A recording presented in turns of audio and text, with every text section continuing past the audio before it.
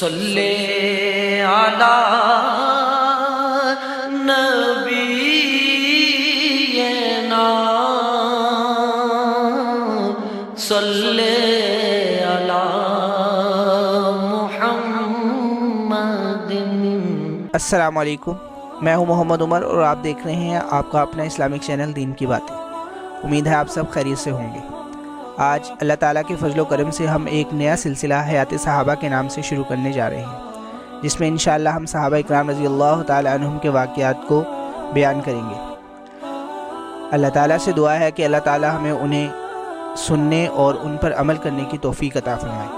انشاءاللہ ہم ان کو عمل کی نیت سے سنیں گے تو اللہ تعالیٰ بھی ہمیں عمل کرنے کی توفیق عطا فرمائیں گے۔ جزاکم اللہ۔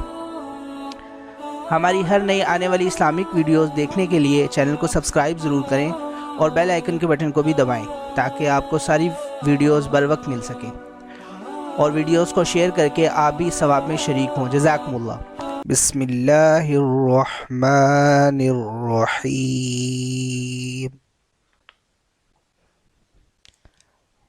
حیات صحابہ کے سلسلے میں آج ہماری پہلی ویڈیو ہے، اور اس میں ہم انشاءاللہ حضرت عمر بن خطاب رضی اللہ تعالی عنہ کا مشقت برداشت کرنا اس کو بیان کریں گے، یعنی کہ حضرت عمر رضی اللہ تعالی عنہ کے اسلام لانے کے بعد انہوں نے کیا مشقت برداشت کی، اس کو بیان کریں گے۔ نبی کریم صلی اللہ علیہ وسلم اور آپ صلی اللہ علیہ وسلم کے صحابہ اکرام رضی اللہ تعالی عنہم دین متین کے پھیلانے کے لیے کس طرح سختیوں اور تکالیف اور بھوک اور پیاس کو برداشت کیا کرتے تھے، اور اللہ کے کلمے کو بلند کرنے کے لیے اللہ کے واسطے اپنی جانوں کو قربان کرنا کس طرح ان کے لیے آسان ہو گیا تھا۔ حضرت ابن عمر رضی اللہ تعالی عنہما فرماتے ہیں کہ جب حضرت عمر رضی اللہ تعالی عنہ اسلام لائے تو انہوں نے پوچھا کہ قریش میں سب سے زیادہ باتوں کو نقل کرنے والا کون ہے، یعنی کہ کون ایسا شخص ہے جو سب سے زیادہ آگے لوگوں کو باتیں پہنچاتا ہے۔ انہیں بتایا گیا کہ جمیل بن معمر جمحی ہیں، یہ ایک نام ہے۔ چنانچہ حضرت عمر رضی اللہ تعالی عنہ صبح کو ان کے پاس گئے۔ حضرت عبداللہ یعنی کہ جو حضرت عمر کے بیٹے تھے فرماتے ہیں کہ میں بھی حضرت عمر رضی اللہ تعالیٰ عنہ کے پیچھے پیچھے گیا۔ میں یہ دیکھنا چاہتا تھا کہ وہ کیا کرتے ہیں۔ میں بچہ تو ضرور تھا لیکن جس چیز کو دیکھ لیتا تھا اسے سمجھ لیتا تھا۔ حضرت عمر رضی اللہ تعالیٰ عنہ نے جمیل کے پاس جا کر اس سے کہا، اے جمیل، کیا تمہیں معلوم ہے کہ میں مسلمان ہو گیا ہوں اور محمد صلی اللہ علیہ وسلم کے دین میں داخل ہو گیا ہوں؟ حضرت عبداللہ رضی اللہ تعالیٰ عنہ فرماتے ہیں کہ یہ سن کر جمیل نے حضرت عمر کو کچھ جواب نہ دیا بلکہ کھڑے ہو کر اپنی چادر گھسیٹتے ہوئے چل دیا۔ حضرت عمر رضی اللہ تعالیٰ عنہ اس کے پیچھے پیچھے چل دیے،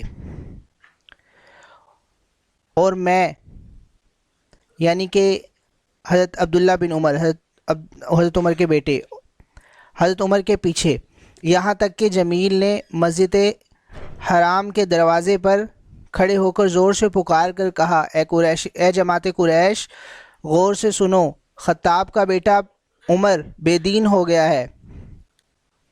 قریش کعبہ کے ارد گرد اپنی اپنی مجلسوں میں بیٹھے ہوئے تھے۔ حضرت عمر رضی اللہ تعالیٰ عنہ نے جمیل کے پیچھے سے یہ کہا، یہ غلط کہتا ہے، میں تو مسلمان ہوا ہوں اور کلمہ شہادت اشہد ان لا الہ الا اللہ وان محمد رسول اللہ پڑھا ہے۔ یہ سنتے ہی وہ سب لوگ حضرت عمر رضی اللہ تعالیٰ عنہ کی طرف جھپٹے۔ وہ سب حضرت عمر رضی اللہ تعالیٰ عنہ سے لڑتے رہے یہاں تک کہ سورج سروں پر آ گیا، اور حضرت عمر رضی اللہ تعالیٰ عنہ تھک کر بیٹھ گئے، اور وہ سب مشرک حضرت عمر رضی اللہ تعالیٰ عنہ کے سر پر کھڑے تھے، اور حضرت عمر رضی اللہ تعالیٰ عنہ فرما رہے تھے کہ جو تمہارا دل چاہتا ہے کر لو۔ میں اللہ کی قسم کھا کر کہتا ہوں کہ ہم یعنی کہ مسلمان 300 ہو گئے تو یا تو تم مکہ ہمارے لیے چھوڑ کر چلے جاؤ گے یا ہم تمہارے لیے چھوڑ کر چلے جائیں گے۔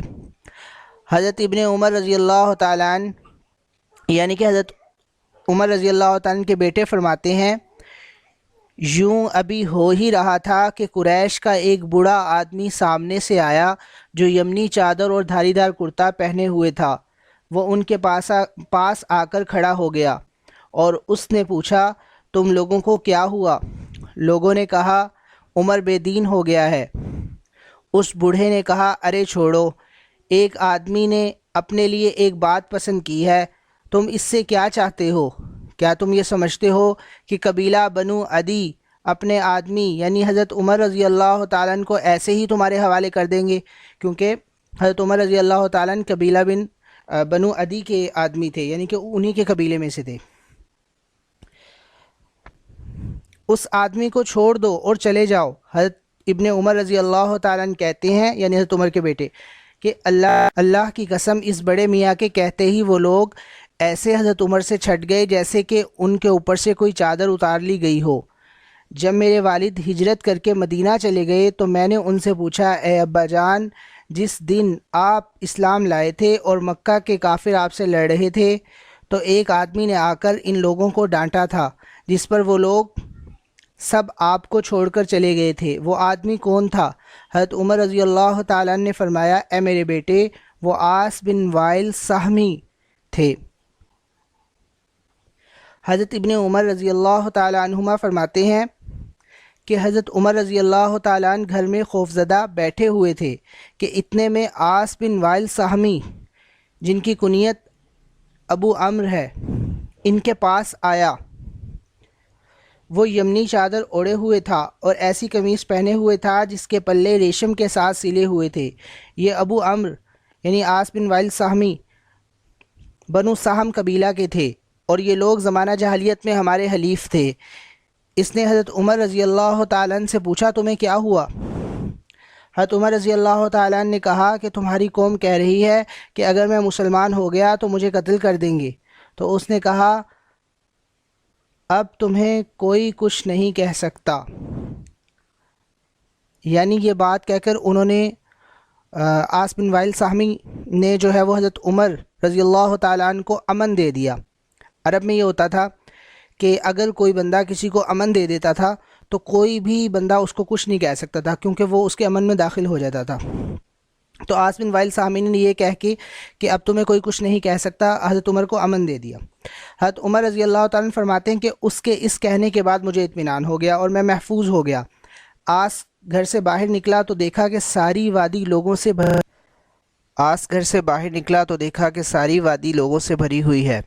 اس نے پوچھا کہ تم لوگ کہاں جا رہے ہو؟ انہوں نے کہا کہ ہم خطاب کے اس بیٹے عمر کے پاس جا رہے ہیں جو بے دین ہو گیا ہے۔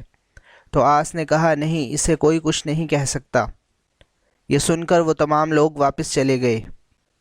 جزاکم اللہ۔